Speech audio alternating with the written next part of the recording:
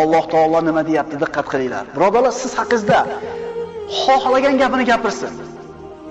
Sizning ustingizda xohlagan ishini qilaman desin. Kim aytgani bo'ladi? Alloh aytayapti. Shak shubhasiz biz ular sizni masxara qilib aytayotgan so'zlaridan dilingiz siqilishini bilurmiz. Bandalarim dillari siqilayotganini men bilaman, deyapti. Muhammad alayhisalom haqida shunaqa gap gapirilgan. Ey Muhammad alayhisalom, bularni gapirayotgan gapidan qilayotgan ishidan sizni dilingiz siqilayotganligini men bilaman, deyapti. Endi nima qiling, deyapti. Xuddi shularga o'xshab borib gap qaytaring, ularga shu o'zlariga yarasha ish qiling yoki shu fe'liga yarasha fe'l qiling dedimi? Nima deyapti? Voy parvo qilmang, deyapti. Oyat davomini o'qiymiz.